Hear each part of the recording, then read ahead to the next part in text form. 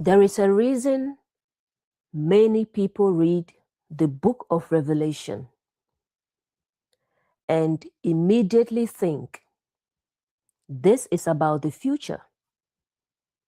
This is about a person. This is about something happening out there. Because of the language used and words like he, him, they, beast, dragon, it makes the mind automatically assume external events, external beings, and external enemies. But here is the key. Scripture often uses personification. Just like wisdom is spoken of as a woman, Jesus said God is a spirit, yet we call God He. Sin is spoken of as a master. Flesh is described as if it has desires. These are not separate beings. They are inner dynamics given a voice. Same as the Holy Spirit, same as Christ. It said He. So people thought it's gendered. But they are inner dynamics given a voice. That's why most people read John 1:1 and think it's talking about Jesus the man. But John is not talking about Jesus the man yet. He's talking about life existing in the source. But because he used personification, because he used he, most people thought John was talking about Jesus the man. So even though Jesus said, the Father in me, the Father is greater than I, people still read it and say Jesus is God. But Jesus never said that. All because of certain words. So when Revelation says he did this, they worshipped, it's not pointing you outward first. It is revealing what is happening within human consciousness. And if you miss this, you will spend your life looking for the beast in the world while it operates unnoticed within you. Jesus said, the kingdom of God is within you. Paul says, you are the temple and God dwells in you. So revelation is not just prophecy. It is inner unveiling. So today, we will go through Revelation 13, verse by verse, to see what it is truly communicating. Let's begin. Revelation 13:1. And I stood upon the sand of the sea,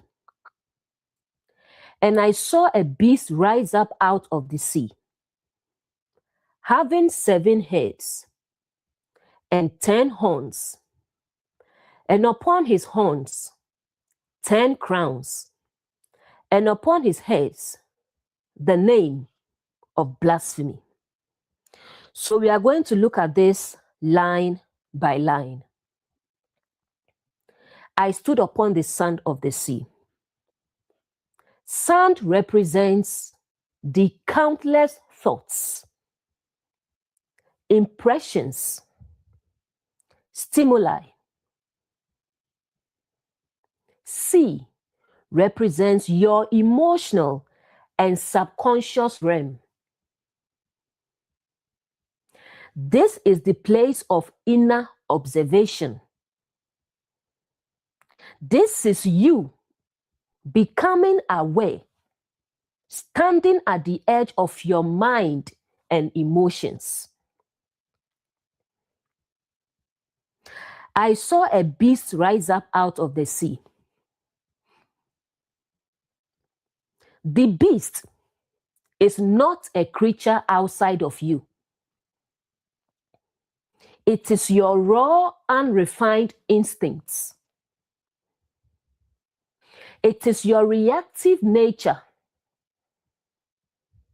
It is your ego operating through emotion. That is why Genesis 3 said what? The serpent was more subtle than all the beasts of the field, which the Lord God had created. It is part of you. The serpent is not a snake. It's symbolic for the reasoning mind, distorted thinking. So the beast is not a creature outside of you. Notice this. It rises out of the sea, meaning it is born from unprocessed emotions. It emerges when the subconscious is unexamined. This is the same pattern from Genesis. The serpent, like I said, is not a snake. It's symbolic for subtle thoughts, the reasoning mind, the analytical mind. The woman saw, which is emotion engaged. Eve is not a literal woman. It is symbolic for your emotions, the soul. So the woman saw means emotion engaged, then action followed. Next line, having 7 heads. The number 7 represents completeness. Head equals authority or control center. This is not one thought. It is a fully developed system of thinking,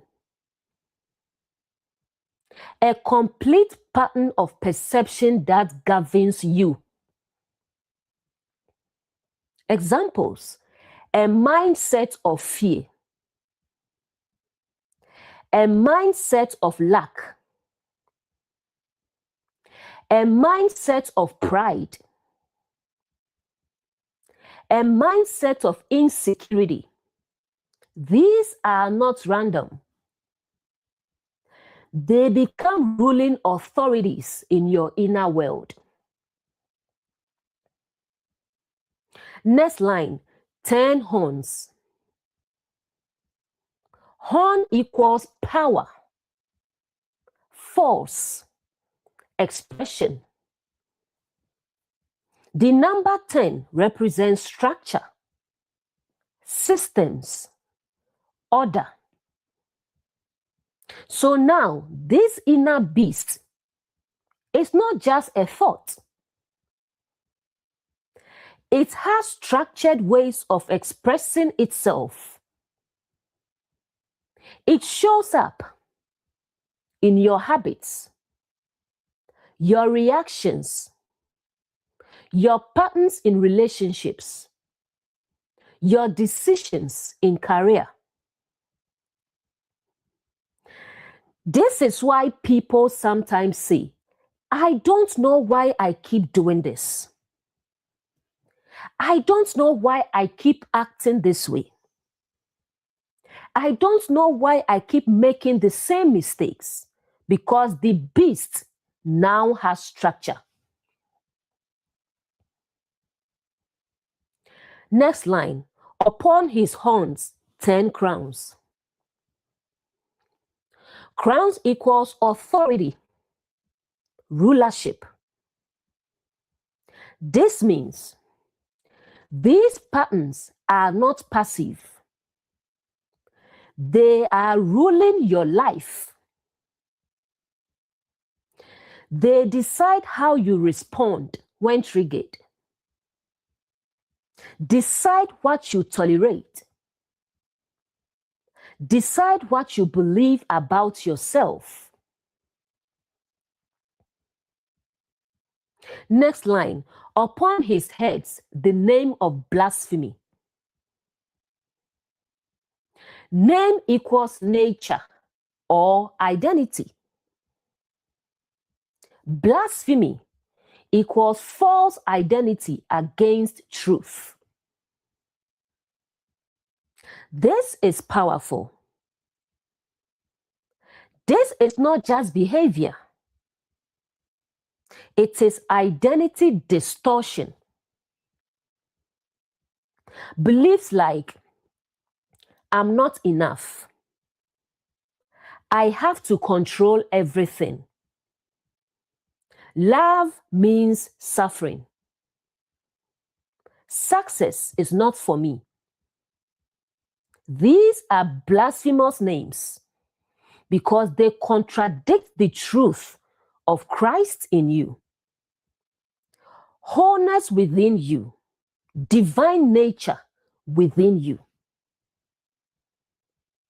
And this is why Paul will say, casting down imaginations and every high thing that exalts itself against the knowledge of God or knowledge of truth.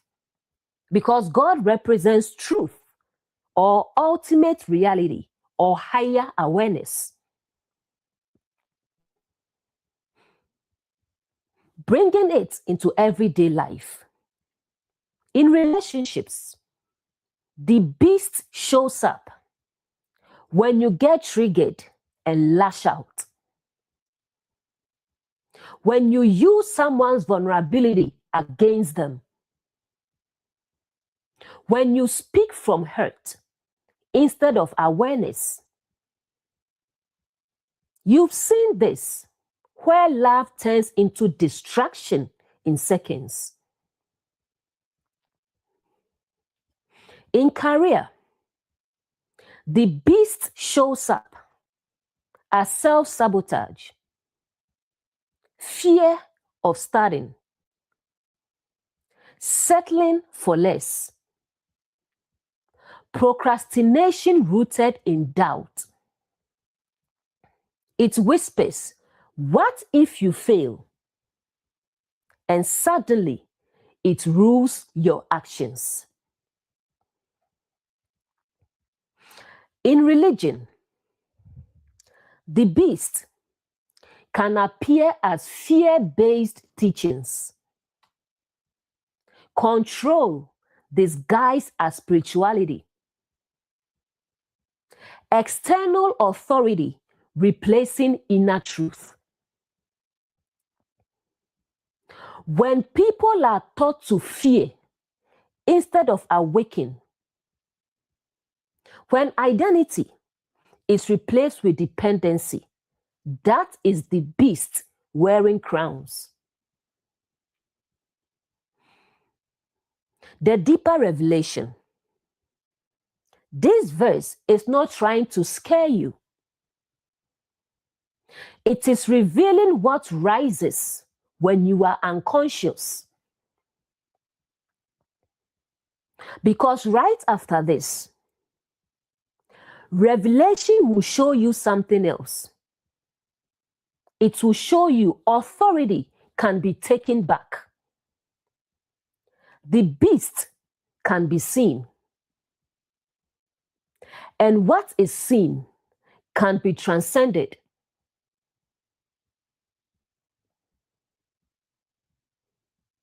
Simple reflection. Stand at the shore of your own mind. Watch what rises. Not to judge it, but to understand it. Because the moment you see the beast clearly, it is no longer your ruler. It becomes something you are aware of.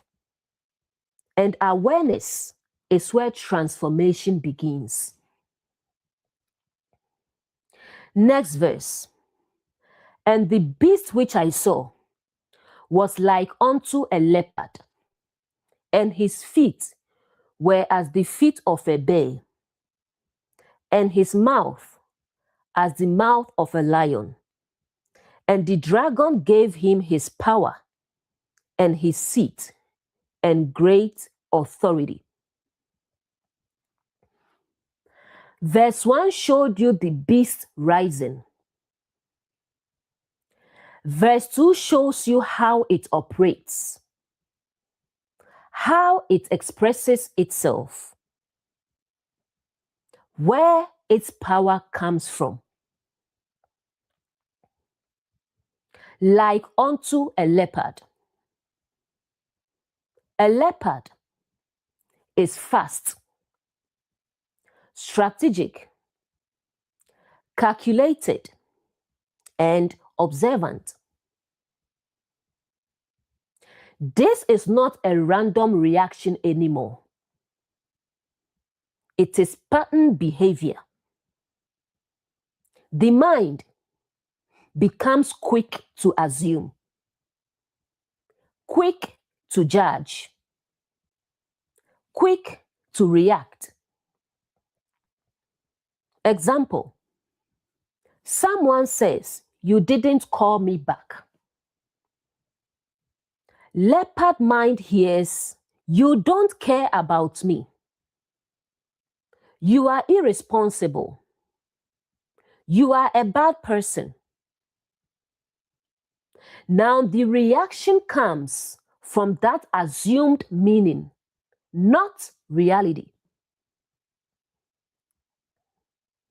Why it feels so intense? Because the reaction is not about this moment. It's pulling from past hurt, past rejection, past misunderstanding. So the response becomes emotionally charged beyond the situation. How it affects others. People begin to feel, "I have to be careful what I say." They always take things the wrong way. I can't be myself around them. And this creates distance, tension, and walking on eggshells. The shift begins with one simple awareness. Am I reacting to what was said or what I think it means? That question alone breaks the speed of the leopard. Not everything spoken is an attack, but an unhealed mind will turn neutral words into wounds. And when that happens, you are no longer hearing others clearly. You are hearing your past speaking through them. Before reacting, pause and ask, can you clarify what you meant? I want to understand you correctly. That one moment of humility disarms the beast completely. Next line, feet as the feet of a bear. Feet equals movement or direction. Bear equals strength, force, dominance. This is how the beast moves in your life. Heavy, forceful, overpowering. Using the same example, once triggered, it doesn't gently respond. it takes over direction. Once the thought is accepted as truth, the reaction becomes heavy and overpowering. Tone changes immediately. Energy becomes intense. The conversation escalates quickly. What could have been a simple clarification becomes an emotional confrontation. Next is the lion. Mouth equals expression. Lion equals bold, prideful, dominant. Now, the person speaks harshly, defensively, with confidence. What comes out? You always do this. You don't care about anyone but yourself. I'm tired of your behavior. These words are not measured. They are released with force. Next is the dragon, the source of it all. Dragon equals ego or false identity. The entire process is powered by the need to protect the ego, the fear of being hurt, the desire to be right. Next is seat and authority. This is the dangerous part. While all this is happening, the person feels I'm right, so they don't pause. They don't question. They don't reflect. The full inner sequence. Leopard, thought, misinterprets the situation.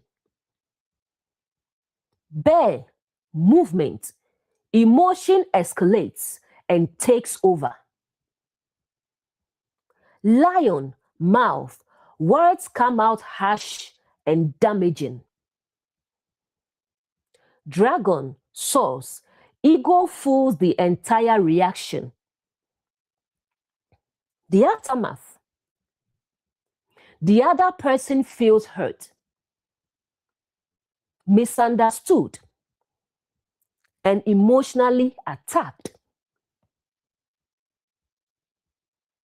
And they say, I never meant it that way.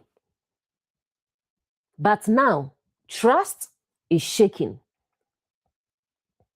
Communication becomes strained. People start walking on eggshells. The danger is not just in reacting. It's in reacting to something that was never actually said.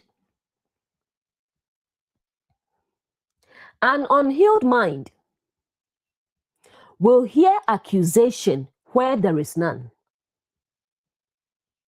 feel rejection where there is none, create conflict where there was none.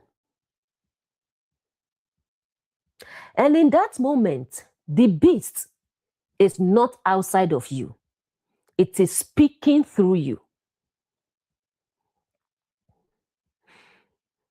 Simple reflection. Instead of reacting, pause and ask, what did you mean by that?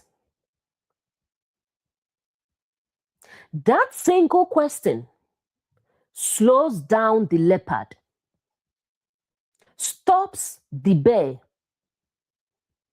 silences the lion, and removes power from the dragon.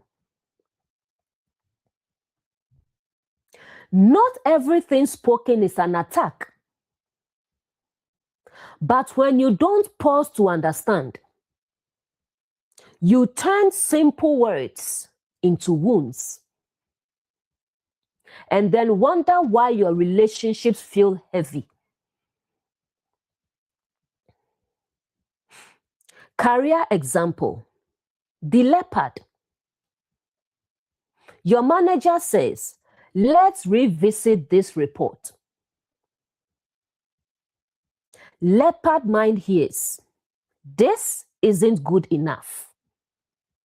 You are not competent. You are failing. But that's not what was said. Next is bear, emotional reaction. Now internally, anxiety rises. Defensive energy builds. You feel pressured or attacked. Your direction shifts from learning to defending. Next is lion expression.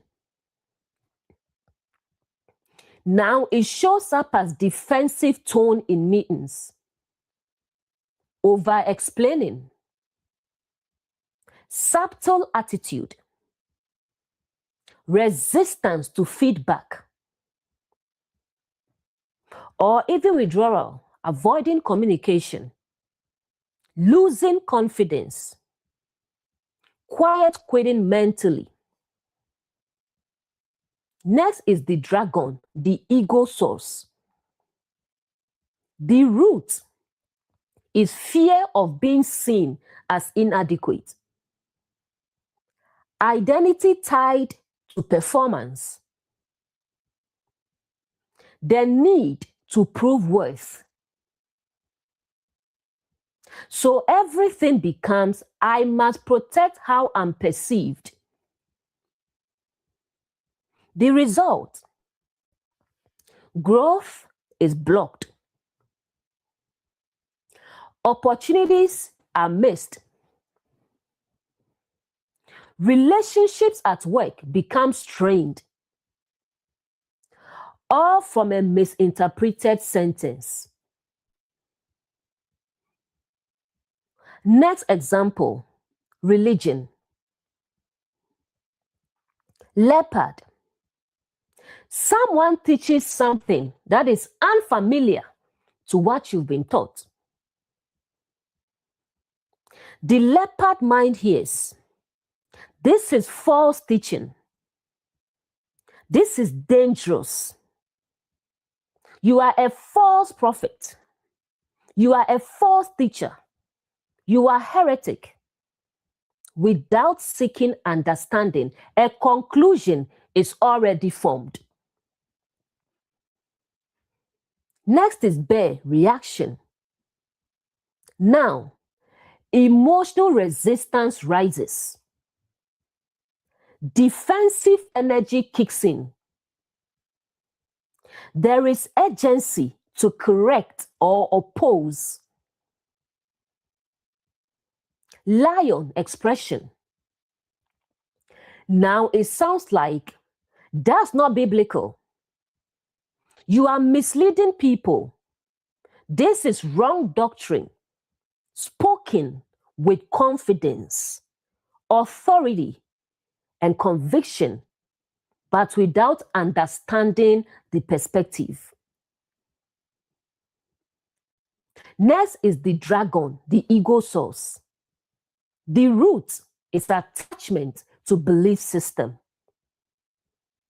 Identity tied to being right. Fear of losing certainty.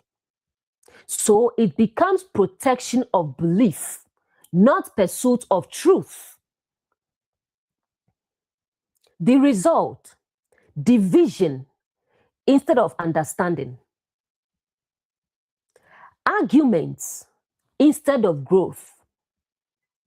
Endless debates and proving who is right. Fear instead of awareness. The pattern is the same everywhere.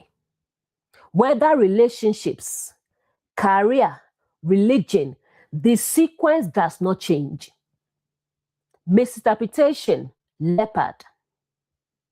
Emotional takeover, bear.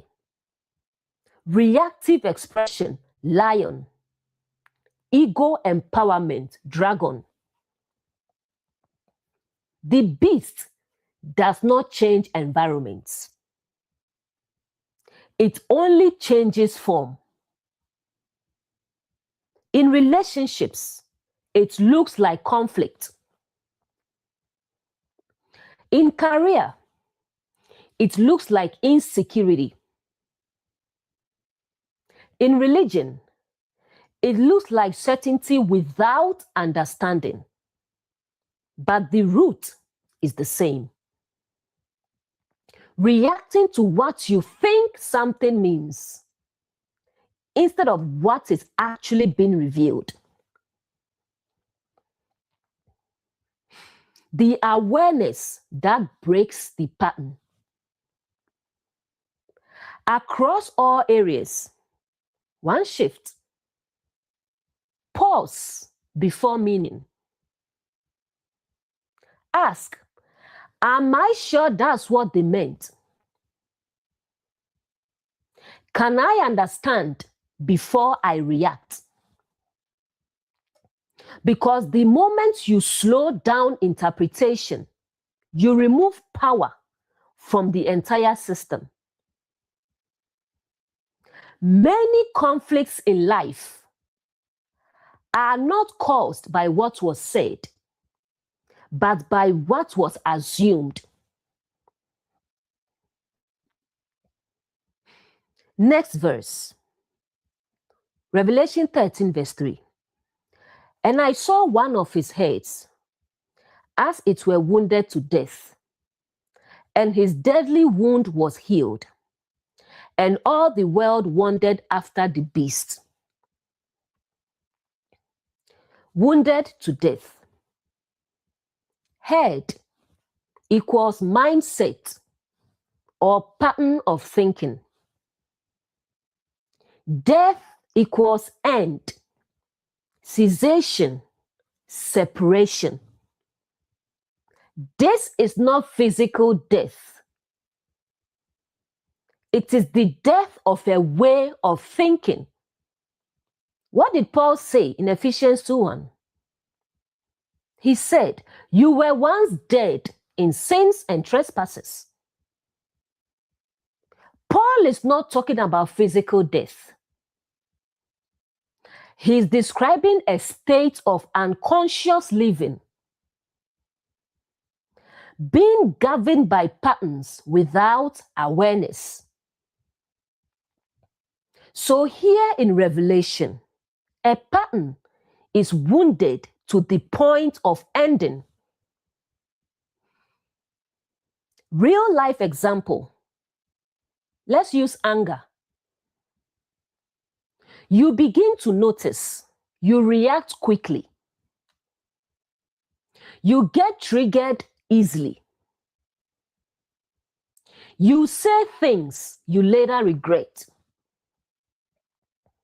And it's not just you noticing. People close to you have mentioned it. They've told you you get angry too fast. You overreact. You don't listen when you are upset. Maybe it has even cost you relationships. It has created distance with people you love. Then one day, it hits you. You pause and say, I need to work on this. That right there is the wound to death. Because now the pattern is exposed. It is no longer hidden. You can see it clearly. And what is clearly seen begins to lose its power. Why this moment is so important? Before this moment, the anger felt justified. The reactions felt normal. The behavior felt like just who I am. But now, there is separation between you and the pattern. You are no longer fully identified with it. But here is where revelation goes deeper.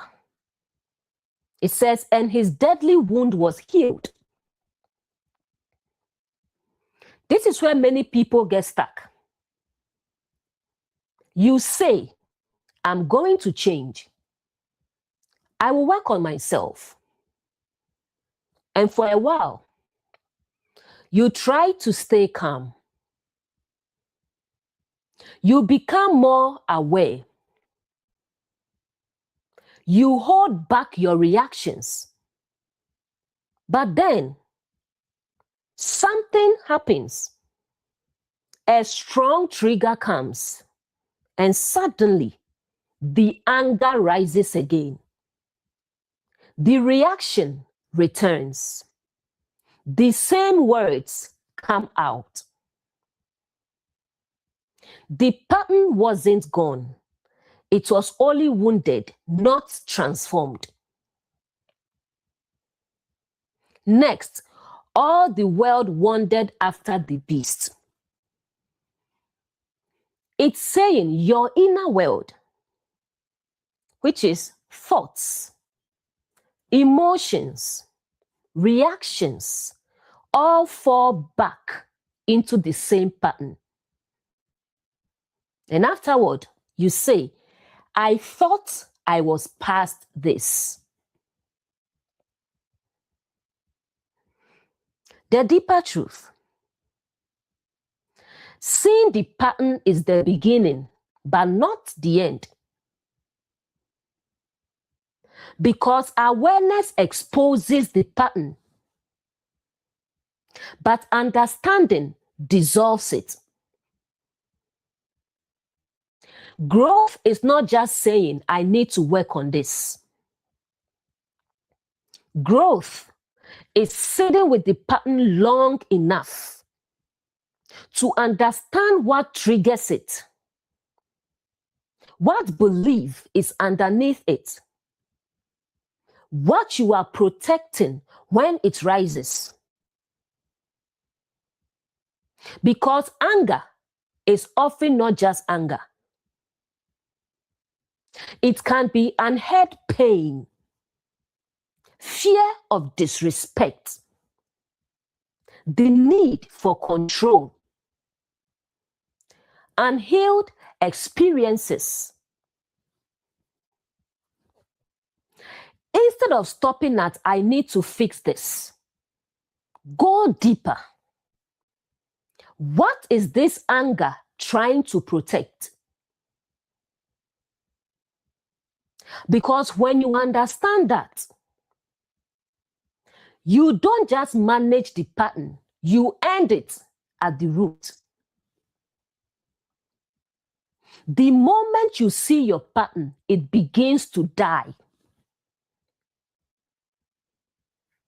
But if you don't go deeper, it will heal, return, and continue ruling your world.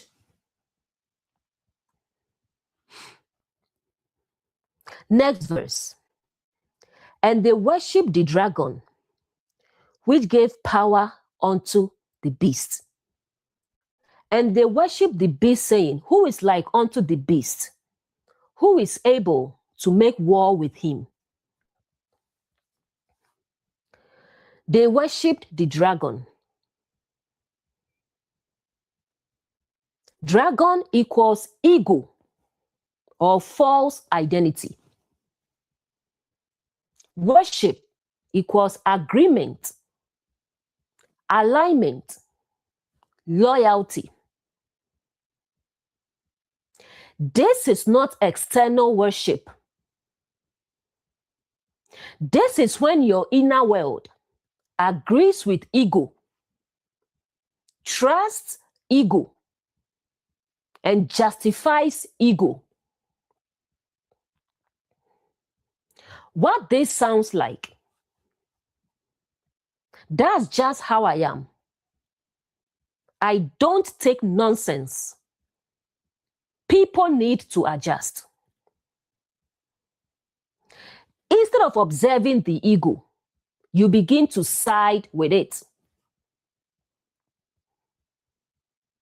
Next line, which gave power unto the beast. Ego gives energy to the pattern. Every time you justify your reaction, refuse to reflect, avoid accountability, you are feeding the behavior. You are giving power to the beast. Next, they worshipped the beast. This is where it becomes very relatable. People say, as for me, I'm very plain. I speak my mind. I don't keep things to myself. I'm just being honest. I'm a no-nonsense person. On the surface, it sounds like confidence. But in reality, it can be unprocessed reaction expressed without awareness. What's happening internally? Leopard, misinterpretation.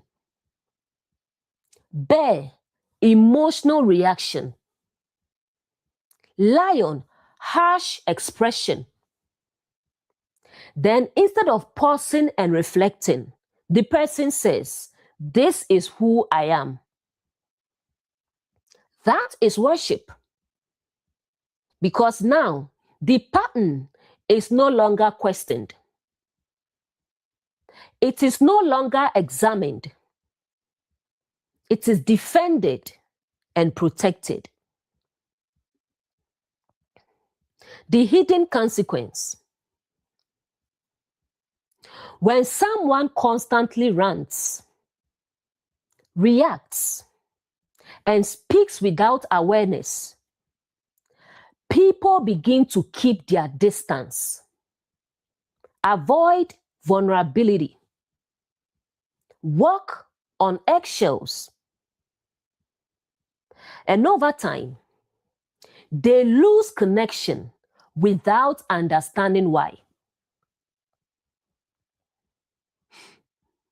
The illusion. They think people can't handle the truth. But the deeper truth is, it's not the truth that pushes people away. It's the lack of awareness in how it is expressed. Next line, who is like unto the beast? Now the pattern becomes identity. Internal dialogue. Nobody is as real as me. I don't fake things like others. I say it as it is. Instead of growth, there is pride in the behavior. Who is able to make war with him? Now it goes deeper. The person believes they cannot be corrected. What this looks like? Rejecting feedback, dismissing concerns, becoming defensive when corrected. Even when people try to help, they are shut down. A grounded truth. You can show someone, you can tell someone You can even prove it to them. But you cannot force them to see. You can't make them see. Awareness is something they must come into themselves. So don't keep forcing understanding. Don't drain yourself trying to fix them. Don't take their blindness personally, because their inability to see is not your responsibility to carry. Some people don't change, not because life didn't show them, but because they chose to protect the pattern instead of confronting it. And whatever you refuse to confront will continue to rule your life.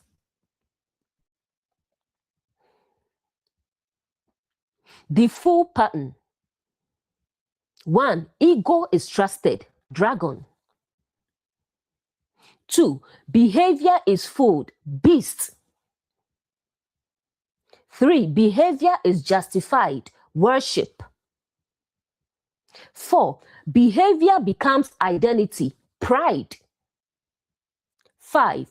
Behavior becomes untouchable. No war against it.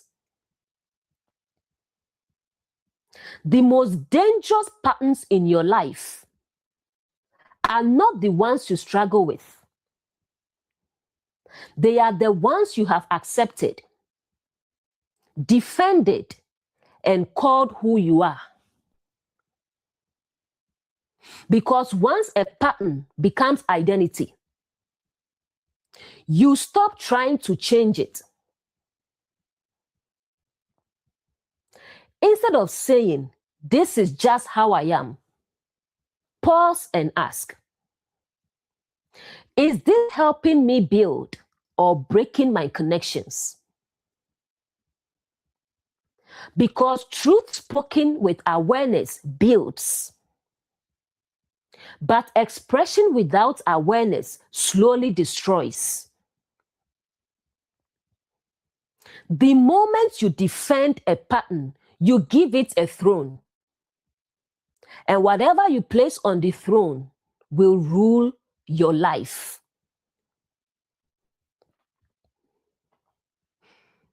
Next verse. We are on verse 5. And there was given unto him a mouth, speaking great things and blasphemies. And power was given unto him to continue 42 months. A mouth speaking great things. Mouth equals expression. Great things equals bold, confident, amplified speech. This is not quiet anymore. The pattern now has a voice. What this sounds like. The person begins to speak like this: "I'm always right. Nobody can tell me anything. People are just too sensitive. I say things as they are. I don't need anyone's advice." All this are spoken with confidence, spoken with authority, spoken without reflection. This is not just thinking anymore.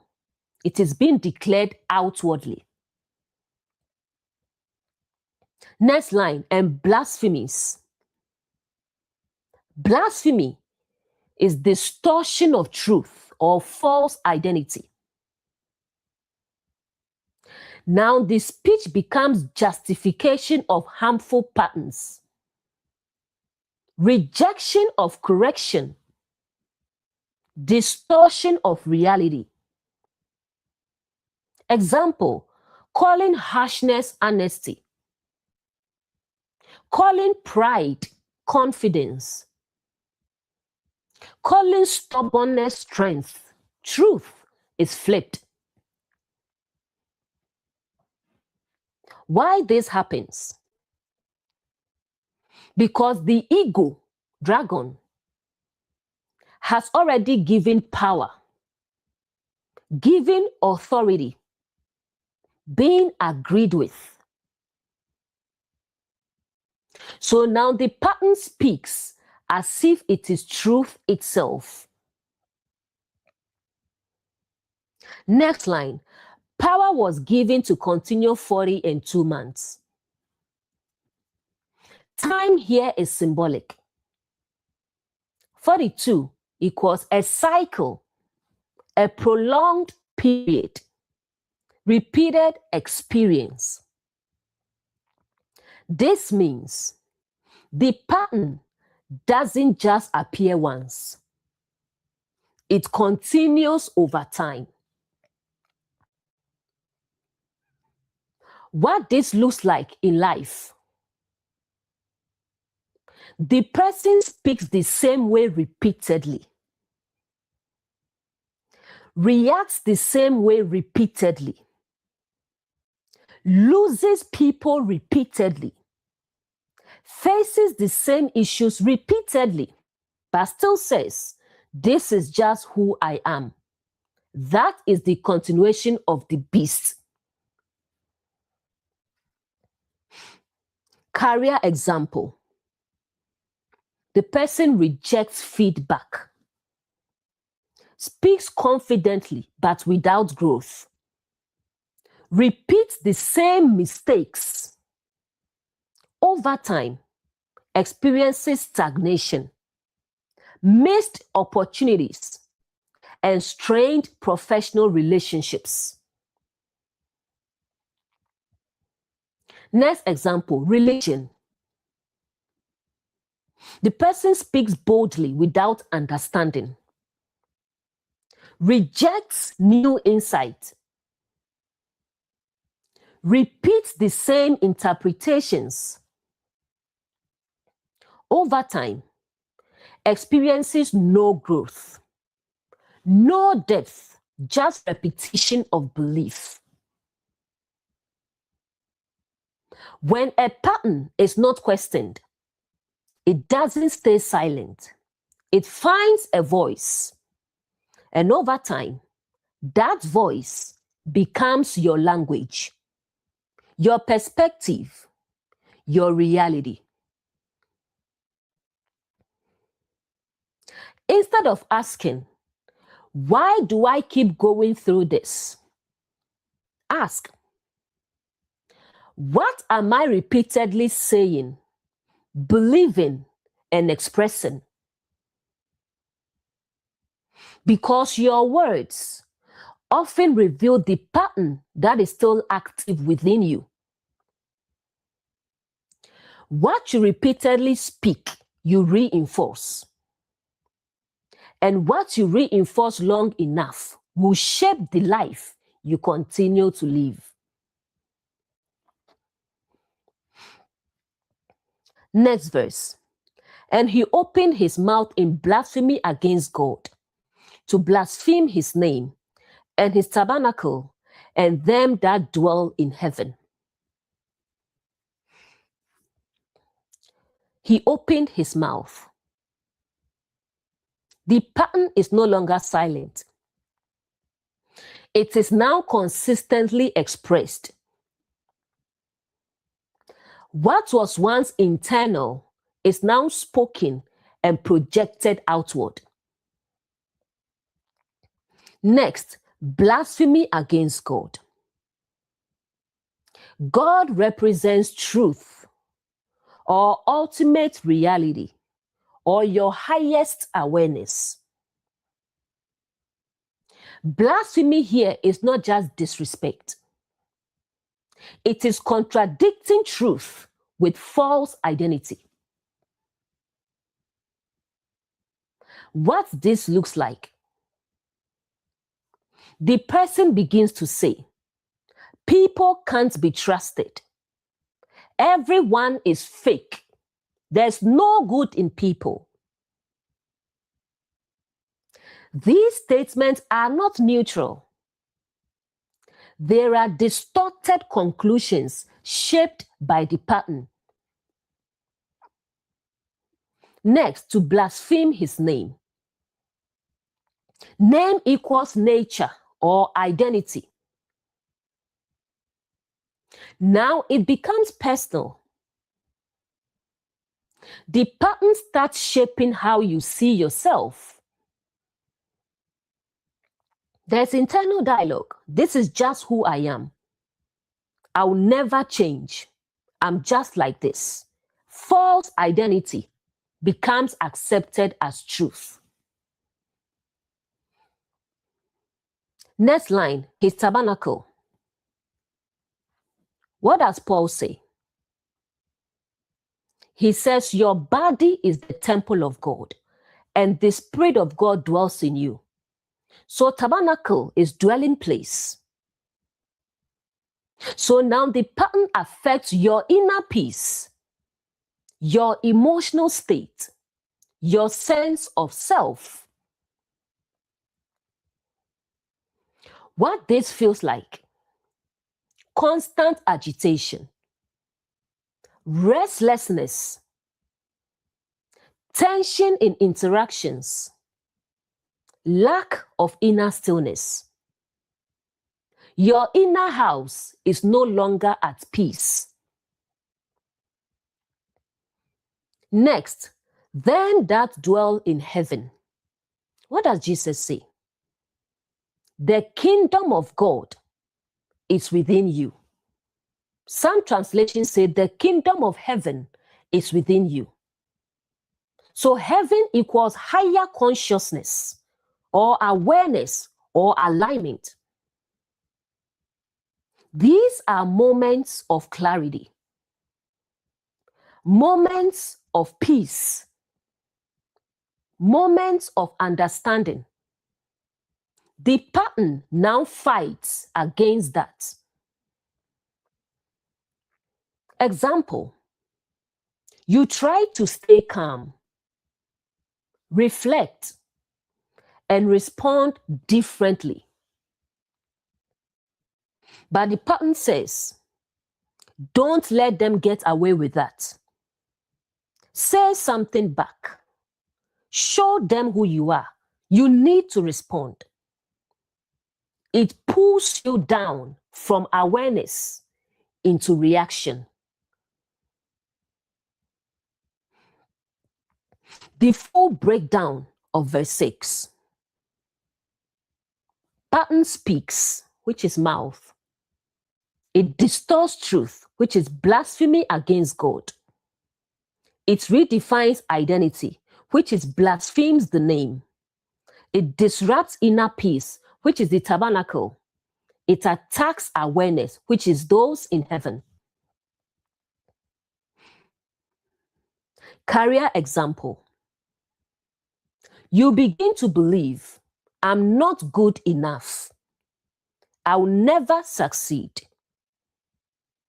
This affects confidence, performance, opportunities. Next example, religion. You begin to believe God is against me. I'm not worthy. I'll never get it right. Fear replaces understanding. A pattern left unexamined does not just affect your behavior.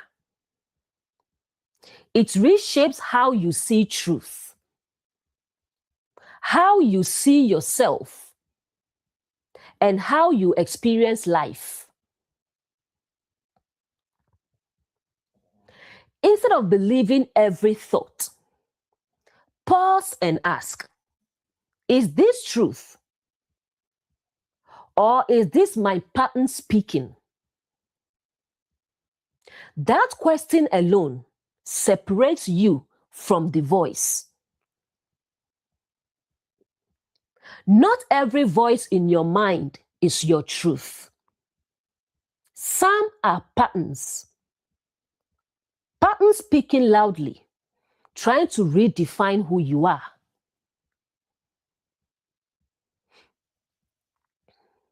Next verse, verse 7. And it was given unto him to make war with the saints and to overcome them. And power was given him over all kindreds and tongues and nations. To make war with the saints. War equals inner conflict, struggle, tension. Saint equals the set apart within you. That's your higher awareness, your intention to do better. This is the part of you that wants to grow. The part of you that wants to respond differently. The part of you that wants peace instead of reaction. And now the pattern is fighting against that part of you. Example, you say, I'm going to stay calm this time. But when the moment comes, anger rises. Words form quickly. Reaction feels stronger than awareness. That is war. What this war feels like. You know better, but still react. You want to change, but feel pulled back. You see the pattern, but struggle to stop it. Two forces within you, awareness and reaction. Cain and Abel.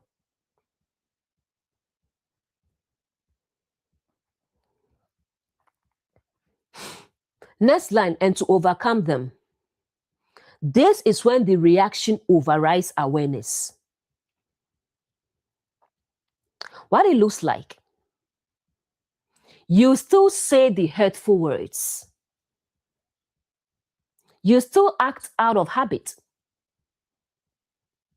You still repeat the same behavior. When you calm down, you say, I knew better, but I still did it. The pattern overcame your intention. Next line, power over all kindreds, tongues, and nations. This is not about geography. This is about every area of your life. Kindreds represents relationships. Tongues means communication or expression. Nations means different environments, such as work, home, your social life. The pattern begins to show up everywhere. What this looks like in reality. In relationships, same conflicts, same reactions, same emotional cycles. In career, same insecurities, same defensive patterns, same missed growth opportunities. In your inner life, same thoughts, same resistance, same internal struggle, different situations, same pattern. Why this happens? Because the pattern has already been justified in verse 4, been expressed repeatedly, verse 5, shaped perception, verse 6. Now it has momentum and influence. The greatest battles in your life are not always external. They are the moments when you know who you want to be, but feel pulled by who you've been. Instead of feeling defeated, ask, what part of me is still agreeing with this pattern? Because patterns don't overcome you randomly. They are sustained by unseen agreements within you. When a pattern is not fully understood, it doesn't just visit your life, it begins to rule it.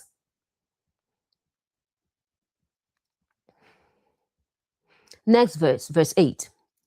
And all that dwell upon the earth shall worship him, whose names are not written in the book of life of the Lamb, slain from the foundation of the world. All that dwell upon the earth. Earth represents the natural, reactive level of consciousness. This is living only through senses, emotions, and immediate reactions. This is a state where there is little reflection, little awareness, little inner observation. Next line, shall worship him. People in this state will justify their reactions, defend their behavior, repeat their patterns because it feels normal. It feels like truth. It feels like who they are. Next line, whose names are not written.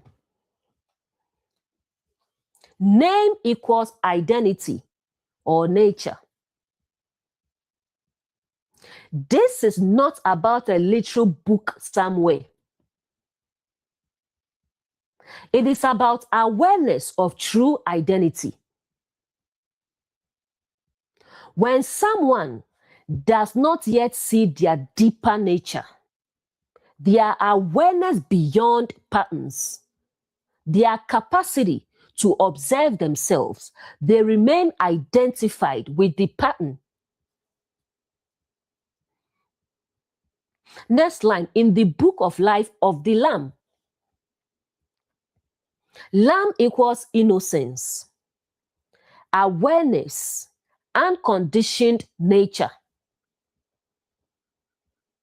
Book of life equals alignment with truth or awakened identity. This represents the part of you that is aware, observing, not reactive. Next line, slain from the foundation of the world.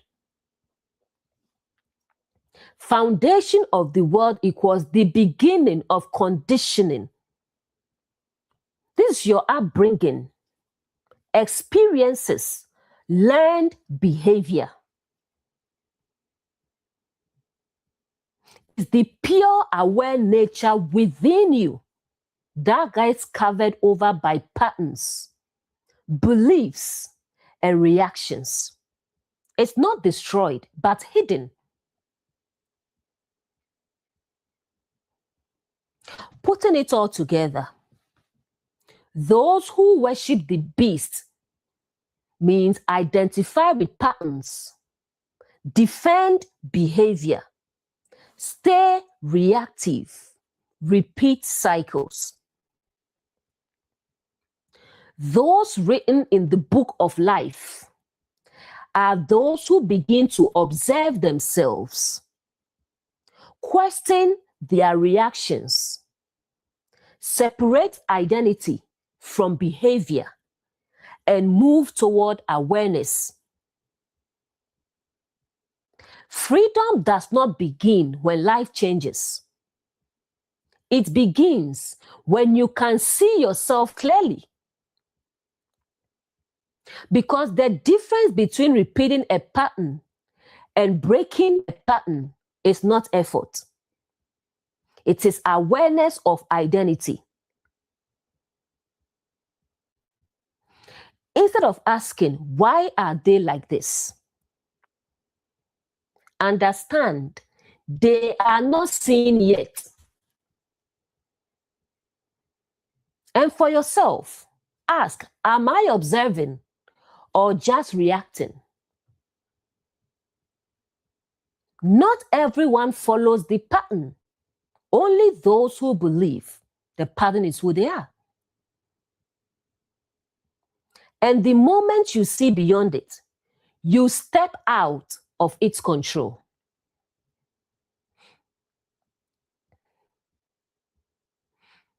Revelation 13 verse 8. I keep saying the Bible is a pattern of our everyday lives, everything we go through in life, because it's speaking to our consciousness. It is layered and needs to be broken down. From Genesis to Revelation, it is a pattern.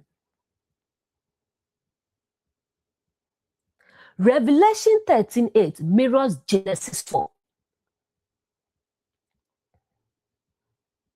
Revelation 13 shows the mature system of the pattern. Genesis 4 shows the origin of the pattern. In Genesis 4, Cain represents reaction, ego-based identity, emotional dominance. What does Paul say? The Spirit of God dwells in you. So God speaking to Cain is truth speaking within. God speaks to us every day. The truth that speaks in you, that is God speaking. God says to Cain, if you do well, will you not be accepted? And if not, sin lies at the door. This is awareness speaking. It's the same as pause. Reflect. Don't react. The voice that tells you this. But Cain does not listen. What happens next? He becomes angry. He refuses correction. He acts on emotion. He kills Abel. Abel equals higher awareness, innocence, alignment. So Cain destroys the higher part within himself. Now look at Revelation 13 verse 8. All that dwell on the earth shall worship the beast. This is Cain grown into a system. The parallel, Genesis 4. Cain ignores awareness, reacts emotionally, justifies himself, eliminates higher awareness, which is Abel. Revelation 13, the pattern is fully formed, the beast. Ego empowers it, the dragon. It is justified, worshipped. It overcomes awareness, saints. It spreads across life, nations. Same pattern, just at different stages. Not written in the book of life is the Cain's state. In Revelation, not written means unaware of true identity. In Genesis 4, Cain cannot see himself. He cannot receive correction. He blames outward. Same state of consciousness. The lamb slain is the same as Abel slain. Abel equals innocence, alignment. Lamb equals innocence, pure nature. In Genesis, Abel is killed. In Revelation, the lamb slain, meaning the aware aligned nature within you is suppressed or ignored.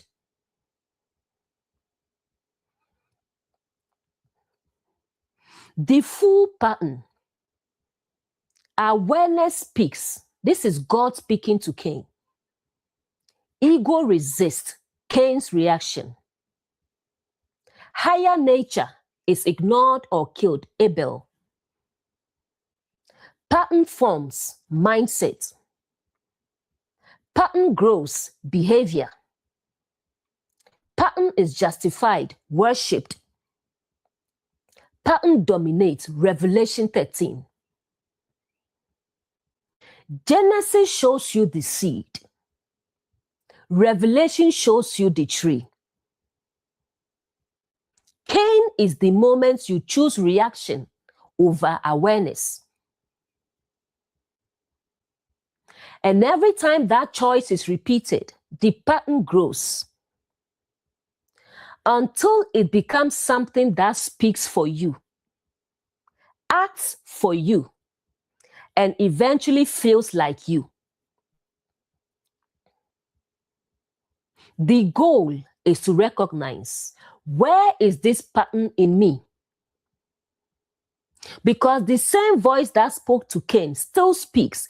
If you do well, meaning awareness is always present. God is in you. God lives in you. In other words, truth lives in you. Ultimate reality lives in you. Higher awareness lives in you. Awareness is always present. Genesis shows you how the pattern begins. Revelation shows you what happens if it is never understood. And the choice between Cain and awareness, or between Cain and Abel, is a choice we make every single day.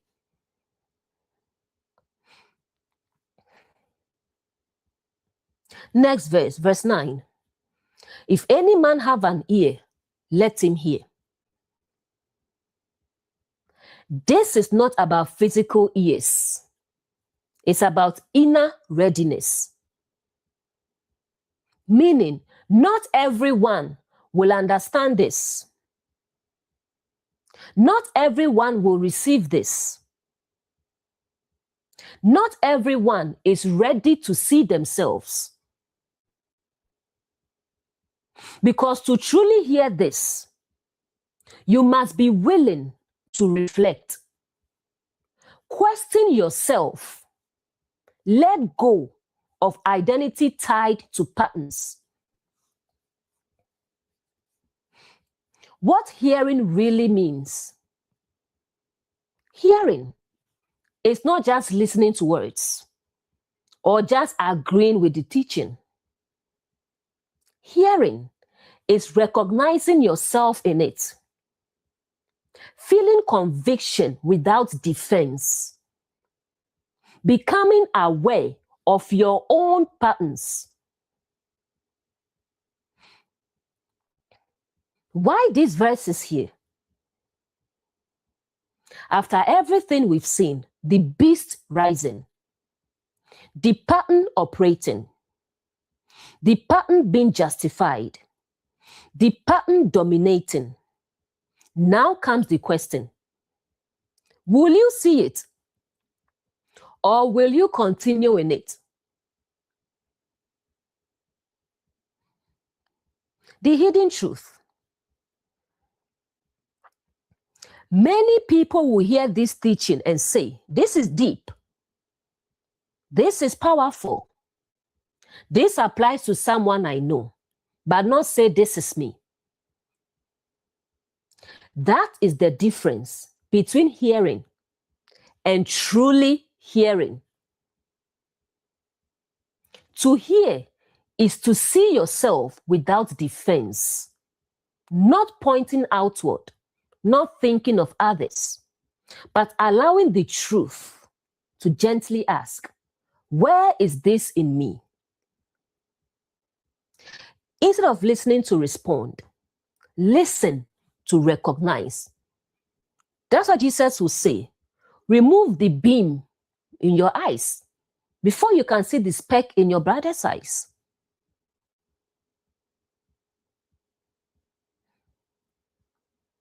Because the moment you truly hear, awareness begins. Not everyone who hears these words will understand them. And not everyone who understands them will apply them. But the one who truly hears will begin to see. And what is seen clearly can finally be transformed. Next verse, verse 10. He that leadeth into captivity shall go into captivity. He that killeth with the sword must be killed with the sword. How this shows up in families. In many homes, especially where parents feel, I have the final say. You must not question me. Respect means silence. Authority becomes control instead of guidance. Leaded into captivity. When a child grows up in an environment where they can't express themselves, their voice is dismissed. Their feelings are invalidated. They are being led into emotional captivity, where they learn to suppress. They hold things in. They feel unheard. Killed with the sword. This is not physical. It's harsh words, dismissive tone, constant correction without understanding. Words that shut someone down over time. The turning point. Eventually, the child gets tired. The pressure builds. The silence breaks, and then they lash out or they withdraw completely. Shall be killed with the sword. Now the parent experiences the same harsh tone, the same resistance, the same emotional distance, or even worse, silence, absence, disconnection. And they wonder, why is my child behaving like this? Why doesn't my child want to speak to me now that they're adults? Why have my children cut me off? Because it is often a reflection of what was consistently experienced. Everyone has an ego. So when someone feels disrespected, controlled, invalidated, they will respond in one of two ways. Those on awareness path will pause. Walk away won't escalate. Those on reaction path will respond with the same energy, mirror the tone, or escalate the situation. Both are responses, but only one breaks the cycle.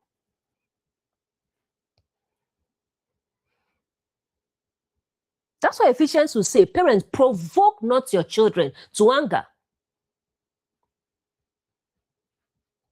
It goes both ways. It told the children to obey them, and it also told parents, provoke not your children to anger.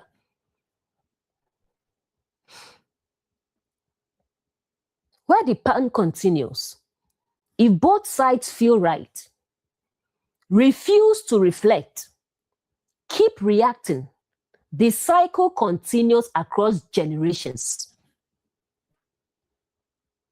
Control may produce silence for a time, but it does not produce understanding. And suppressed voices do not disappear. They either rise in reaction or fade into distance. So for parents, sometimes reflect. Ask yourself, am I guiding or controlling?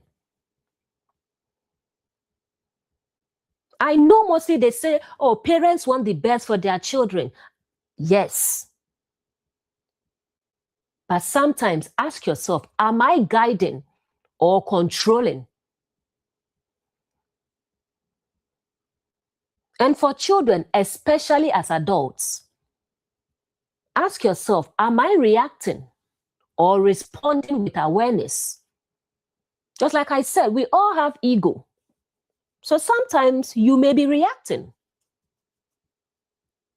So you also need to pause and ask yourself, am I reacting or responding with awareness? Because breaking the cycle requires someone choosing awareness over reaction. What you repeatedly give will eventually be returned to you, not as punishment, but as reflection. And the moment one person chooses awareness, the cycle finally has a chance to end.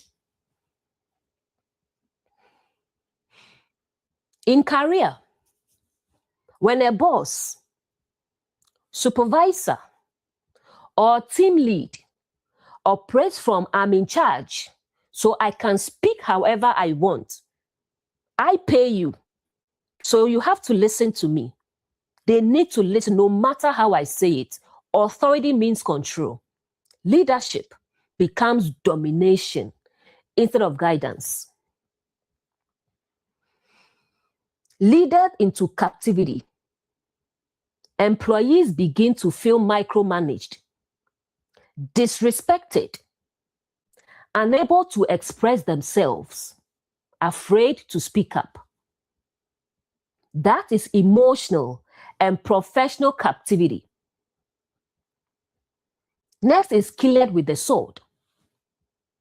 It shows up as talking down to employees, public criticism, harsh tone in meetings, dismissive communication, words that slowly break morale. The turning point. Not everyone will stay quiet. Some people will speak back, push back, mirror the same tone. Others may stay silent but disengage. They will do the bare minimum and mentally check out. Either way, the environment shifts. Next, it shall be killed with the sword. Now, the leader experiences disrespect, resistance, lack of cooperation, and poor team morale. And they say, why is my team like this? But the environment often reflects what has been consistently expressed. The reality, everyone has an ego. So when someone feels talked down to, undervalued, and disrespected, they will either choose awareness, which is stay calm, set boundaries respectfully, or possibly leave the environment, or they will react, which is match the tone, speak back, become defensive or resistance, and this creates tension and conflict. Where the pattern continues.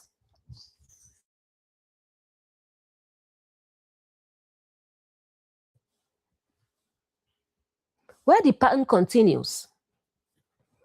If leadership does not reflect, The behavior continues. The environment worsens. Turnover increases. Trust breaks. The system becomes toxic. Authority does not give you the right to diminish others, because respect is not enforced by position. It is earned through how you treat people. For leaders, sometimes pause and reflect. Ask, am I leading or controlling? And for employees, sometimes ask, am I reacting or responding with awareness? Because one escalates the cycle, the other begins to break it. You can use authority to control people, but you cannot use it to keep their respect. And eventually, what you give in tone, energy, and words will be returned to you.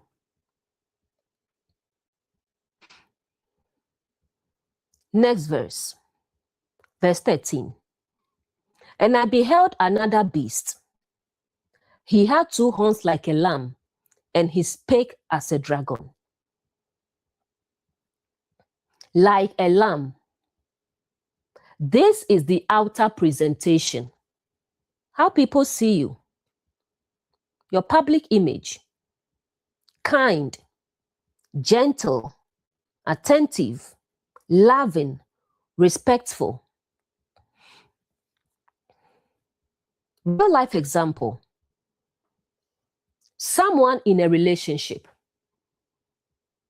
At the beginning, the person is sweet, caring, patient, shows affection publicly. People see them and say, such a good person. Next line, but he spake as a dragon. Over time, when comfort sets in, when they become familiar with you, the tone changes. The patience fades. The harshness appears. The controlling or mean side shows. Same person, different expression. Why this is so confusing? Because now there are 2 versions. Public version, the lamb, which is gentle, kind, admirable. Private version, the dragon, harsh, dismissive, hurtful, and the 2 don't match. The painful part. When the other person speaks up, people don't believe them. They defend the other person. They question. They say, that doesn't sound like him or her. You must be exaggerating. That is such a nice person, because they only know the lamb, the public image. What's really happening? This is not just deception of others. It is unconscious pattern management. The person knows how to present well externally, but has not transformed internally. So image is controlled, but character is inconsistent. The dragon still speaks. Even though the tone is soft in public, the source is still ego. And ego will eventually show itself in private, in comfort, in moments without pressure to perform. Not everyone who appears gentle is operating from awareness, because true gentleness is consistent. It does not switch based on audience. It does not fade with familiarity. It does not disappear behind closed doors. This is not about labeling someone as bad. It's about recognizing a pattern that has not been fully transformed. Because sometimes people don't even realize they are doing this.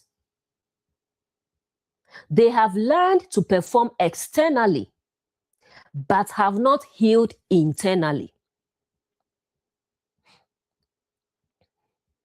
The deeper insight. Always look for consistency over image.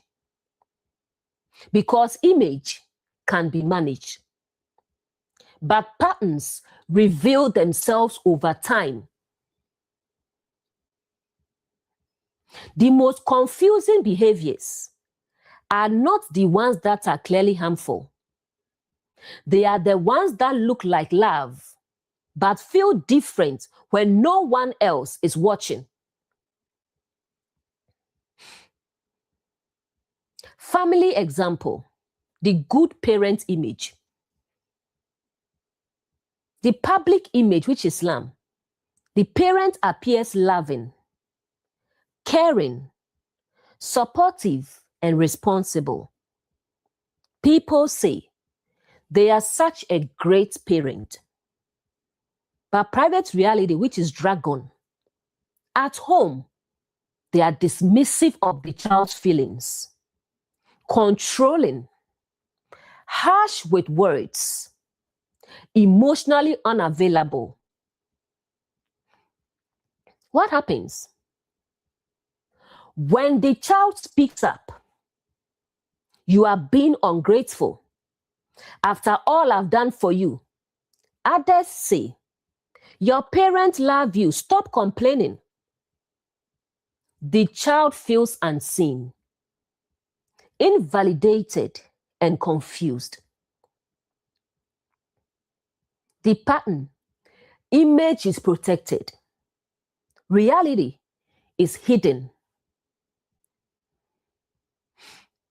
Next example, career, the nice leader. Public image, the lamb. The boss speaks politely, smiles in meetings, acts supportive in front of others. People say they are such a great leader. But private reality, dragon. Behind the scenes, dismisses ideas, controls decisions subtly, uses passive-aggressive communication, undermines employees quietly. What happens?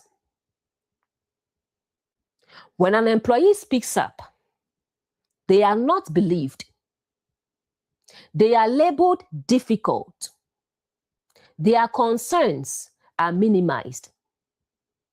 The environment becomes politically tense, emotionally draining, and quietly toxic.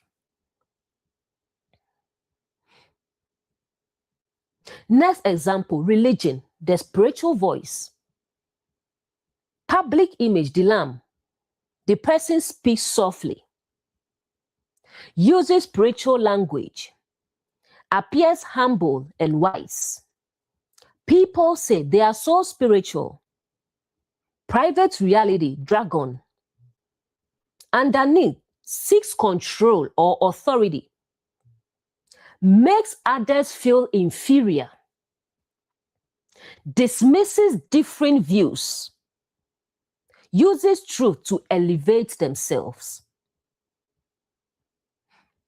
What happens? When someone questions them, they are labeled lost.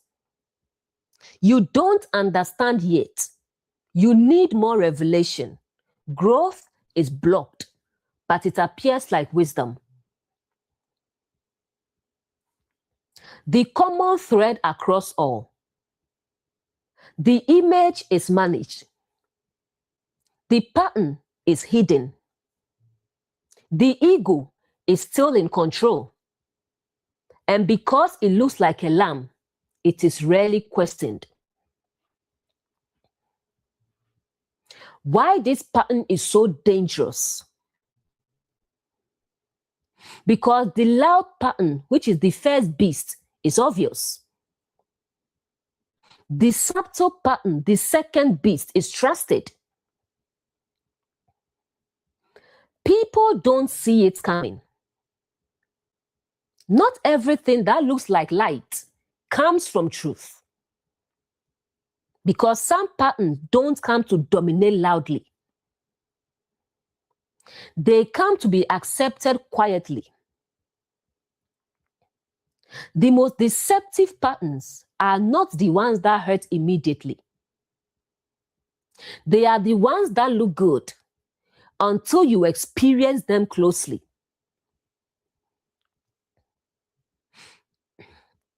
Also, if you pay attention to the language used, the verse says, like a lamb with horns. But a real lamb does not have horns. So why describe it this way?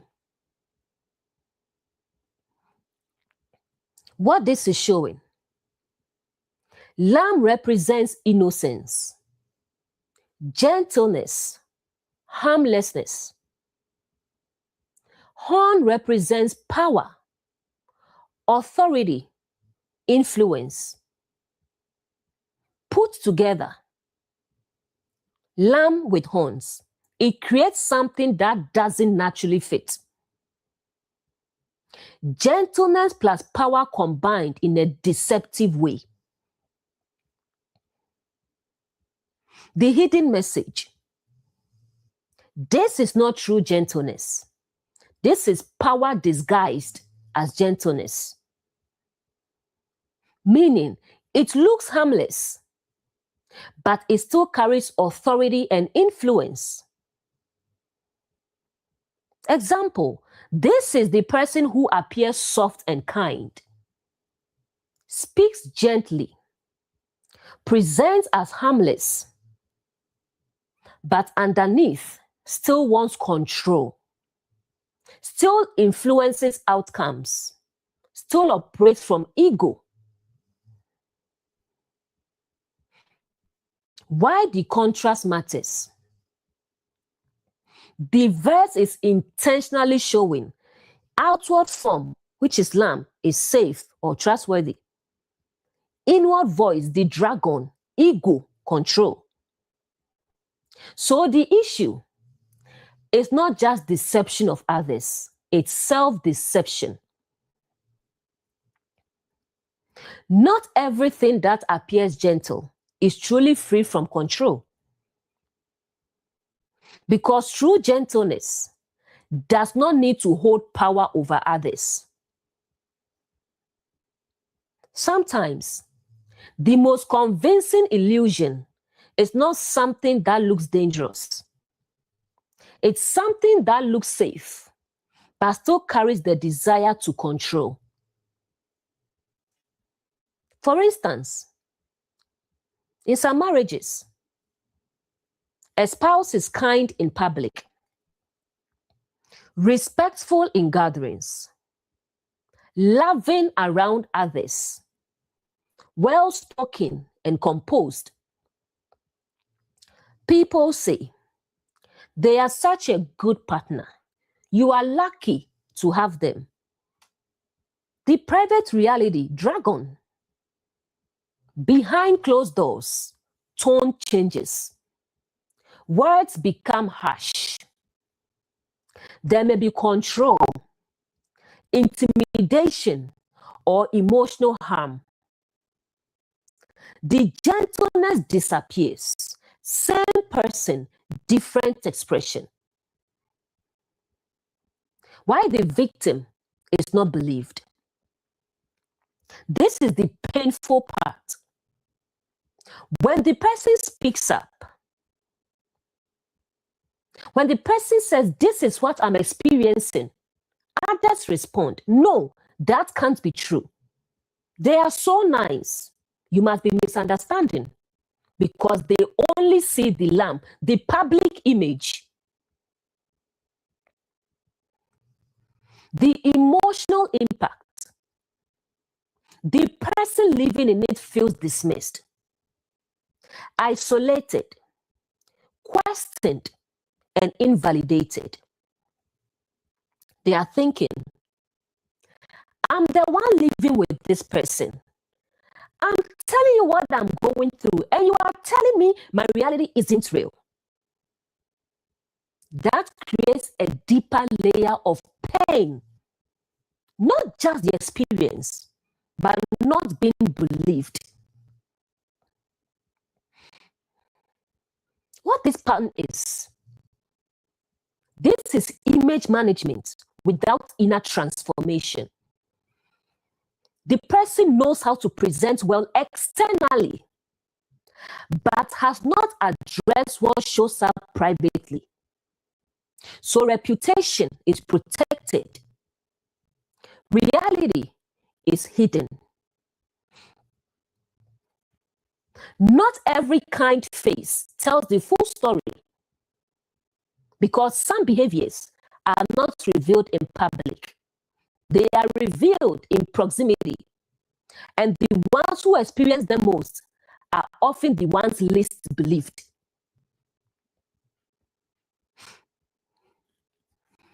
Next verse, verse 12. And he exercised all the power of the first beast before him, and he caused the earth and them that dwell therein to worship the first beast, whose deadly wound was healed. The core insight. The pattern doesn't survive on its own. It survives because it is justified. It is defended. It is not confronted consistently. Family example, protection over truth. The pattern, which is the first beast. This is a parent who controls, dismisses feelings, speaks harshly. The covering, which is the second beast. Family members say, that's just how they are. They mean well. Respect them. Don't question them. They want the best for you. Instead of addressing the behavior, they protect it. The result, the child feels unheard. The pattern continues. The relationship becomes distant. The wound never becomes transformation. Next example, career, reputation over reality. The pattern, the first beast. This is a boss who talks down on employees, dismisses input, operates from ego. The covering, the second beast. Others say they are just straight. They are under pressure. That's how leadership works. The behavior is normalized. The result, employees disengage. Some speak back. Others leave silently. The environment becomes unhealthy, but the pattern continues. Next example, religion. Image over growth. The pattern, the first beast. This is where a person uses truth to control, rejects correction, and speaks with authority, but no reflection. The covering, the second beast. Followers say they are very wise. Don't question them. You just don't understand yet. Their behavior is protected. The result, growth is blocked. Truth is distorted. People remain dependent. The pattern becomes established as truth. Next example, relationship, image over reality. The pattern, the first beast. A partner who is kind publicly, harsh privately, dismissive or controlling behind closed doors. The covering, the second beast. Others say, they are such a good person. You are lucky to have them. You must be exaggerating. The experience is dismissed. The result, the person feels isolated. The behavior continues. The pattern deepens. The truth is hidden behind image. The full pattern, behavior appears, first beast. Behavior is exposed, wound. People defend it, second beast. Behavior is normalized, worship. Behavior continues, healed wound. That is the full cycle. The deeper shift. Instead of asking, why does this keep happening? Ask, who or what is allowing this pattern to continue? Because patterns don't just live in individuals. They are often sustained by environments that refuse to confront them. A pattern does not need strength to survive. It only needs silence, justification, and protection. And once it is protected long enough, it will grow until the consequences can no longer be ignored. Next verse 13. And he doeth great wonders, so that he maketh fire come down from heaven on the earth in the sight of men. He doeth great wonders. This is the second beast, the subtle one. It doesn't just appear gentle. It becomes impressive. What this looks like? Charisma, confidence, intelligence, success, public admiration. People begin to say, look at them. They must be right. They can't be what you are saying. Next line, fire from heaven. Heaven equals higher truth or authority or something respected. Fire equals something powerful, convincing, attention-grabbing. This means the pattern produces things that look like truth, wisdom, authority, even spiritual depth. But in reality, it is still being driven by ego underneath. In the sight of men, this is public display. This is important. People see the good side, the success, the charm, the presentation, and they form conclusions based on that. Examples in relationships. The person shows love publicly, buys gifts, speaks kindly in front of others. Others say they treat you so well, but privately, there is control, harshness, emotional harm.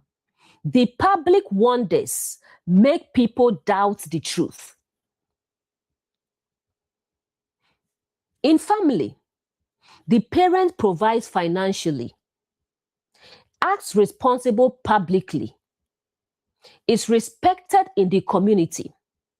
Others say they've done so much for you, but at home, the child feels unheard, controlled, emotionally dismissed.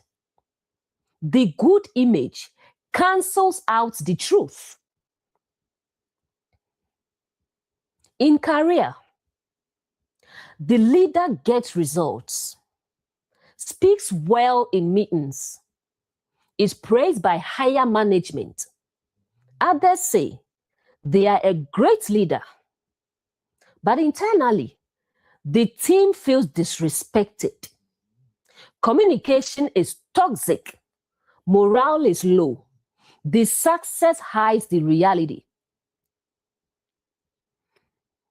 In religion, the person speaks powerfully, quotes scripture, sounds deep and wise. Others say they are anointed, but they reject correction. They control others subtly. They elevate themselves. The fire from heaven convinces people. The deep insight. The pattern doesn't survive just by force. It survives by being convincing. Because people don't follow what looks harmful. They follow what looks impressive. Some patterns don't survive because they are right. They survive because they are convincing. And if you look beyond the appearance, you may end up trusting what is quietly causing harm. Verse 14. And deceived them that dwell on the earth by the means of those miracles, saying to them that dwell on the earth that they should make an image to the beast. Deceived them that dwell on the earth. These are people who don't pause to reflect. They don't question what they see. They accept things at face value. Because of this, they become easily convinced, easily misled, easily influenced. These are the same people who fall for convincing appearances, trust image over experience, believe what looks good without deeper observation. And this is why scams work. Manipulation works. Harmful patterns go unnoticed. By means of those miracles, the person or pattern looks good, speaks well, appears kind, has a strong public image. So people say, this must be real. This must be true, without asking, what is happening beneath the surface? Next line, make an image to the beast. This is where it becomes powerful. People don't just believe it, they begin to copy it. Examples in relationships. A person appears loving in public, kind and attentive. Others say, that's a perfect partner. So people begin to accept similar behavior, ignore red flags, stay in unhealthy dynamics. The pattern is repeated. In family, children grow up seeing control presented as love, silence presented as respect. They don't question it.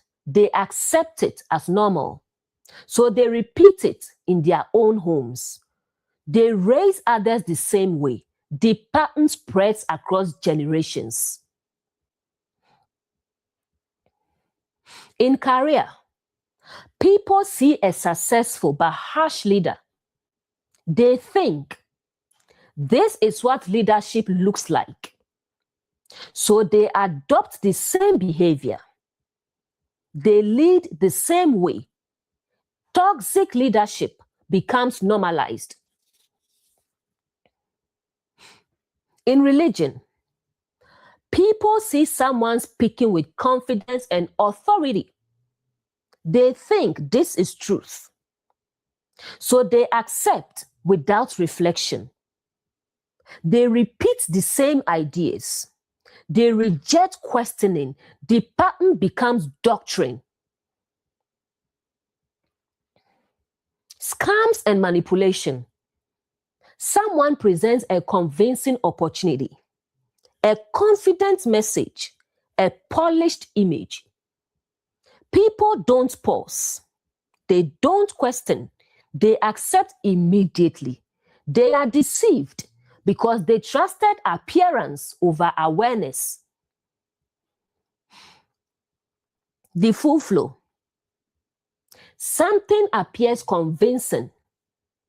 It is accepted without reflection. It is believed as truth. It is copied and repeated. It becomes normal. That is making an image to the beast. Deception does not always begin with a lie. Sometimes it begins with unquestioned acceptance. Because what you accept without reflection, you will eventually believe, repeat, and pass on. The shift. Instead of asking, does this look right? Ask, have I taken time to truly observe this?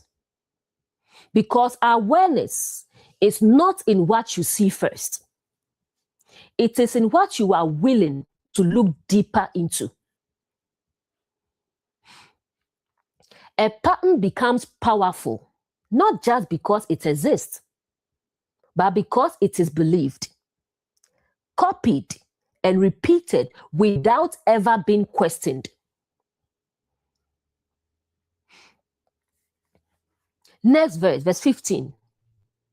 And he had power to give life unto the image of the beast, that the image of the beast should both speak and cause to be killed as many as will not worship the image of the beast. Give life unto the beast. Give life unto the image. Image equals the copied pattern. Life equals something active, functioning, influencing behavior. This means what was once observed, accepted, and repeated now becomes automatic, becomes part of how you think, speak, and act. You are no longer consciously choosing it. It's just how things are done now. Example, you say, that's just how relationships are. That's how leaders behave. That's how parents talk to children. The pattern is no longer questioned. It is lived. Next line, the image should speak. It has a voice through people. Now the pattern speaks through individuals, shows up in conversations, and shapes language and perspective. People begin to defend it, teach it, and normalize it without even realizing. Next line, cause that as many as will not worship should be killed. This is very important and symbolic. Killed equals silenced, rejected, excluded, character assassination. This means anyone who questions the pattern, challenges it, refuses to conform, will be dismissed, criticized, isolated, and labeled negatively. Examples in relationships. If someone says this behavior isn't healthy, they may hear, you are overreacting. That's just how people are. Their truth is dismissed. In family, if a child says this doesn't feel right, they may hear, don't question elders. That's disrespectful. Their voice is silenced. In career, if an employee challenges toxic leadership and disrespectful behavior, they may be labeled difficult, excluded, and pushed out. Their position is killed or eliminated.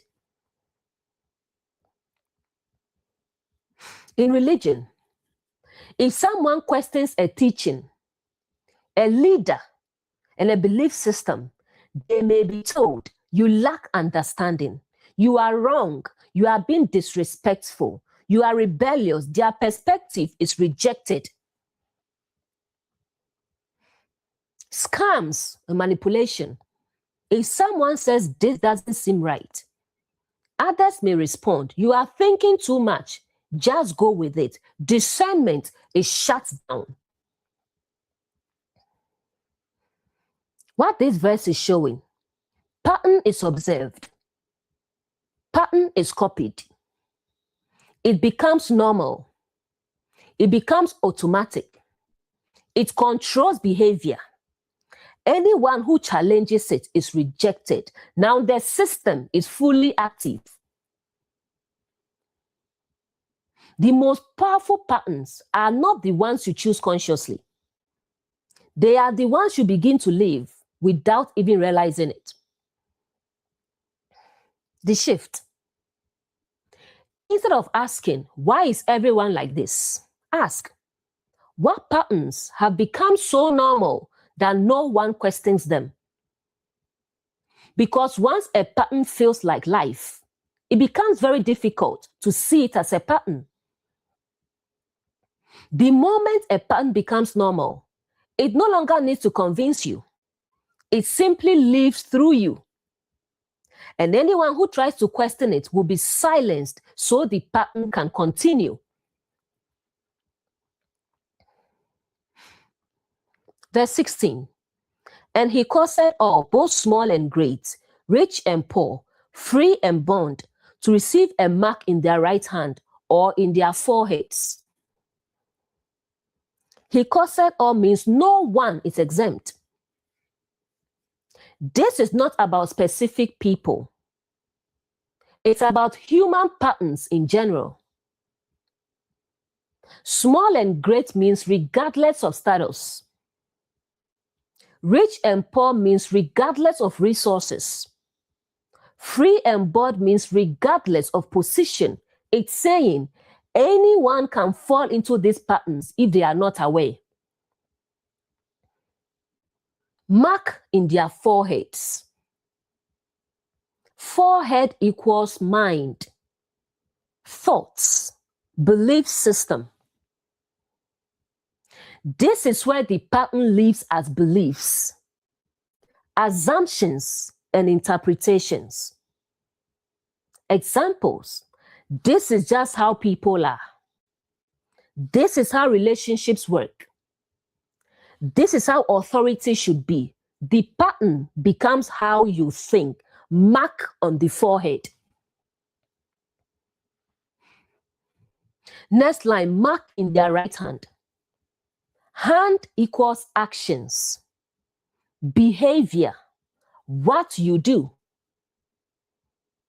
This is where the pattern shows up as reactions, habits, choices, and behavior. Examples, speaking harshly, controlling others, accepting unhealthy dynamics, repeating learned behavior. The pattern becomes how you act. Mark in your right hand.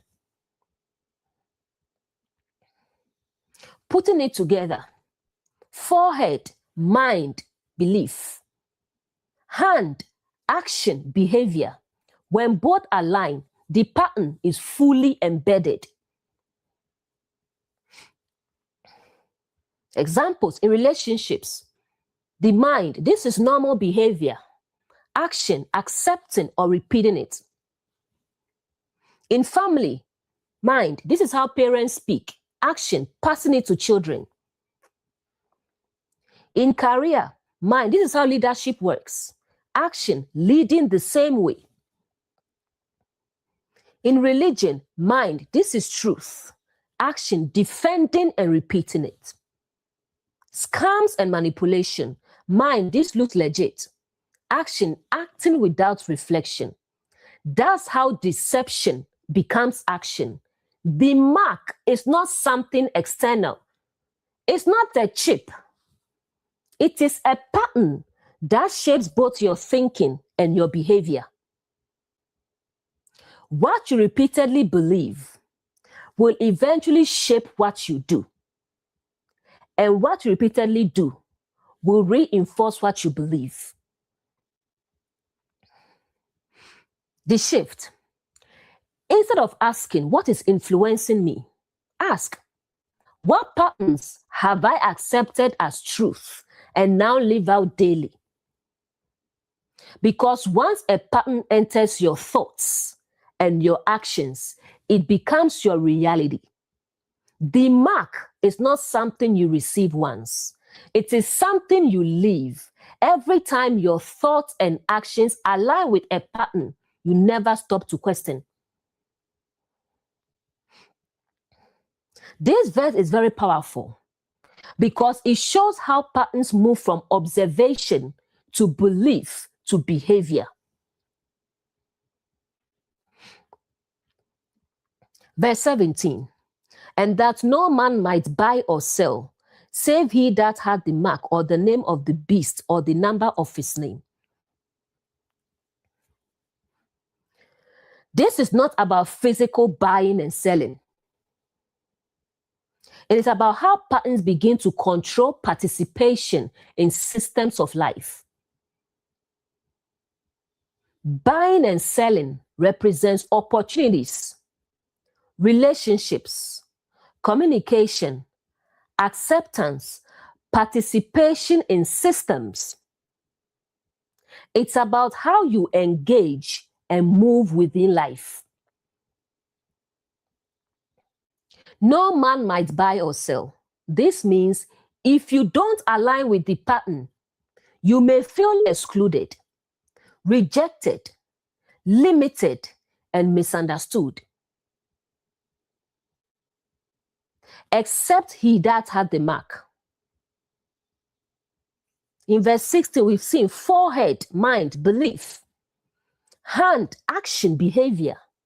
So this is saying, to fully function within certain environments, you must think and act like the pattern. Examples, career. In some environments, toxic communication is normalized. Ego-driven leadership is accepted. If you don't speak the same way or act the same way, you may be excluded, miss opportunities, be labeled not a fit. In relationships, in certain dynamics, dysfunction is normalized. Poor communication is accepted. If you try to set boundaries, communicate differently, you may be rejected, misunderstood, and pushed away. In family, if you don't follow established patterns and spoken rules, you may be called disrespectful, difficult, and different. In religion, if you question teachings, leaders, and beliefs, you may be excluded, labeled, and shut out. Scams and manipulation. If you pause and question, this doesn't seem right, others may pressure you and dismiss your concern because you are not aligning with the pattern. The core principle, systems reward alignment. So when a pattern becomes dominant, thinking differently feels risky. Acting differently feels costly. That's how patterns maintain control. Sometimes the pressure is not to be wrong. It is to be different. And many people choose fitting in over seeing clearly. The shift, ask yourself, where am I being pressured to think or act a certain way just to belong? Because awareness may cost approval, comfort, and acceptance, but it gives freedom, clarity, and authentic living. The cost of awareness is sometimes exclusion. But the cost of conformity is losing yourself in patterns you never chose consciously. Now, we arrive at the final piece, the verse many people have heard about but rarely understood inwardly. Revelation 13 verse 18. It says, "Here is wisdom. Let him that hath understanding count the number of the beast, for it is the number of a man, and its number is 666, which is 666. Here is wisdom. It's saying, this is not something to read quickly.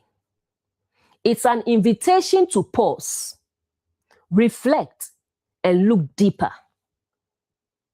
This is not surface level interpretation. Next line, let him that hath understanding. It's saying, not everyone will see this. You must be willing to think beyond the literal. Observe patterns within yourself. Connect the full progression. It is the number of a man. This is key. The beast is not pointing outward first. It is describing human patterns of thinking and behavior. Talking about ego, reaction, unawareness, and conditioned behavior. That's why it says number of a man. 666. In symbolic language, the number 7 represents completeness or alignment. The number 6 represents incomplete, falling short, not fully aligned. So 666 is not random. It is incomplete states repeated and reinforced. What 666 represents? It represents a pattern that is not fully aware, not aligned with truth, repeated over and over. In simple terms, 16 means incomplete awareness. 666 means that state becoming repeated, established, and normalized. It becomes a system of living. Connecting to everything we've seen, pattern appears, the beast. It is justified, worship. It is protected, covering. It becomes convincing, miracles. It spreads, image. It becomes automatic, life-giving. It shapes thinking and action, mark. It controls systems, buy and sell. And now, the pattern becomes fully established as reality. 666 is when someone knows better, but repeats the same behavior. When a system is clearly unhealthy, but continues. When a pattern is seen, but never fully transformed. In relationships, same cycles, same choices, same outcomes. In family, generational patterns repeated, behavior passed down. In career, toxic leadership normalized, same dynamics repeated. In religion, beliefs repeated without reflection, truth replaced with pattern. 666 is not something to fear. It is something to recognize because it is not about a number. It's about a state of being. A state where awareness is low. Patterns are strong. Reflection is absent. So instead of asking, what is the number? Ask, what patterns am I repeating without awareness? Because once you see it, you step out of it. The number of the beast is not something outside of you. It is the life you live when patterns repeat without ever being fully understood. And the moment you see clearly, you move from repetition to awareness. Revelation 13 verse 18 mirrors Paul's insight in Romans 3:23. He says, "For all have sinned and fallen short of the glory of God." Beast equals human pattern, ego, reaction, and awareness. 666 equals repeated incomplete state. So Paul is saying the same thing. Everyone has operated from this state. Not a few people, not bad people, all. Falling short. 6 equals incomplete, not fully aligned. 7 equals completeness, alignment. So falling short equals not living from full awareness or alignment. So 666 is repeated falling short. Romans 3:23, all have experienced it. Same truth, different language. Revelation 13, symbolic, visual, pattern-based. Paul's teachings, direct, instructional, identity-focused. But both are saying human beings tend to operate below their highest awareness. What sin really points to? Sin is not just wrongdoing. It is acting unconsciously, reacting instead of reflecting, living through patterns without awareness. Sin is missing the mark of who you truly are. The glory of God. Glory equals full expression, alignment, awareness. It is your true state. So this is living consciously, acting from clarity, being aligned with truth. Putting it together, 666 is repeated unconscious patterns.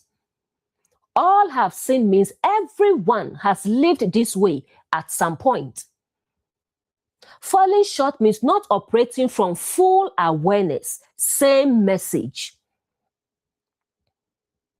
The purpose is not to condemn.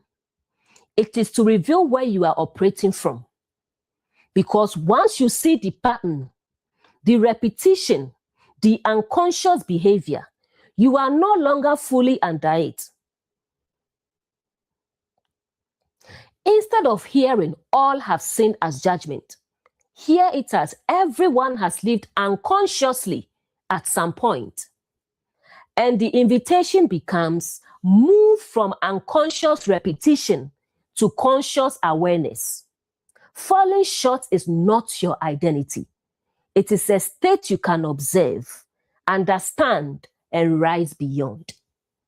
And this brings us to the end of Revelation 13. Thanks for listening, and I will see you in the next teaching. Enjoy the rest of your day.